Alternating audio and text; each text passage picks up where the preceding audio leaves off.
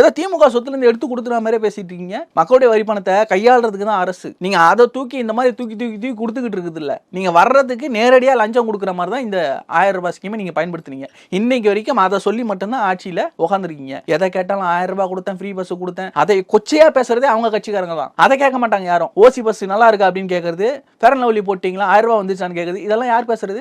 அவங்க கட்சியில இருக்க மூத்த தலைவர்களுடைய பிள்ளைகள் பேசுறாங்க. இதெல்லாம் தட்டி கேட்பாரா ஆராசா? இதெல்லாம் கொள்கைகளா? என்ன கொள்கை இருக்குன்னு கேட்டாரு. ஏன் நீங்க மட்டும் தான் பெரியாரை பேசணுமா? நீங்க மட்டும் தான் அம்பேத்கரை பேசணுமா? பேரளவுல மட்டும் நீங்க அம்பேத்கரையும் பெரியாரையும் பயன்படுத்துறீங்க. பேரளவுல கூட நீங்க அம்பேத்கரை பயன்படுத்தல, அது வேற விஷயம். பெரியாரை பயன்படுத்துற அளவுக்கு அம்பேத்கரை பயன்படுத்துறது இல்ல. இன்னைக்கு அம்பேத்கரையும் பெரியாரையும் ஒருத்தர் எடுத்துட்டாரு.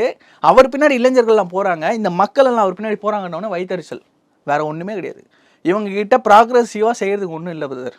ஊழல் பண்ணி ஆட்சிக்கு வந்தாச்சு, ஆட்சிக்கு வந்தும் ஊழல் பண்ணியாச்சு, திரும்பவும் ஆட்சியை பிடிக்கிறதுக்கு என்னெல்லாம் பேசணுமோ அதெல்லாம் பேசுவாங்க. இதை உடைக்கிற மாதிரி ஒரு ஸ்ட்ராங்கான ஒரு கரிஸ்மேட்டிக் லீடராக இன்னைக்கு விஜய் அண்ணா வந்து உருவெடுத்துட்டார். அதை இவங்களால பொறுத்துக்க முடியல. முதல்வர்லேருந்து அடிமட்ட தொண்டன் வரைக்கும் இன்னைக்கு வந்து அலறான். திமுகவுடைய கோர் ஓட்டு உடையுது. இது நிறைய பேர் சொல்றாங்க, திரும்ப திரும்ப சொல்றேன், திமுகவுடைய கோர் ஓட்டு உடையுது. இதுதான் யதார்த்தம். இது நீங்க போற போக பார்க்க போறீங்க.